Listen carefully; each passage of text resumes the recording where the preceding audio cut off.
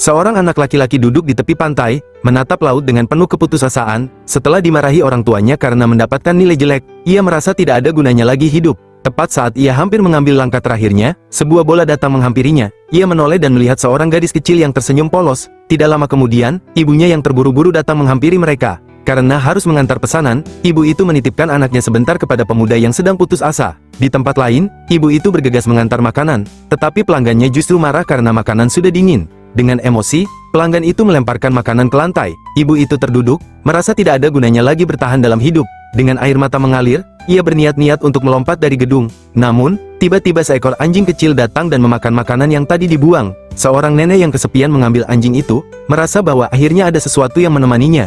Namun, kesedihannya tetap dalam. Merasa tidak punya siapa-siapa, ia berniat mengakhiri hidupnya dengan menelan banyak obat. Tepat sebelum ia melakukannya, ponselnya berdering. Suara seorang wanita dari operator sebuah produk terdengar ceria, mengucapkan terima kasih atas pembeliannya dan ingin bertemu langsung dengannya. Panggilan itu menyentuh hati sang nenek. Namun, wanita operator itu juga memiliki beban berat. Ia dimarahi bosnya, harus membayar kontrakan, dan ditekan orang tuanya untuk segera menikah. Dengan hati yang penuh luka, ia berjalan ke tengah jalan yang penuh kendaraan, berniat mengakhiri segalanya. Tepat sebelum ia melangkah lebih jauh, seorang anak laki-laki datang menawarkan makanan kepadanya. Pemuda itu adalah anak yang sebelumnya ingin mengakhiri hidupnya di pantai. Kini, setelah dipaksa orang tuanya untuk membantu di warung makan mereka, ia menjadi pelayan dan gadis itu adalah pelanggan pertamanya.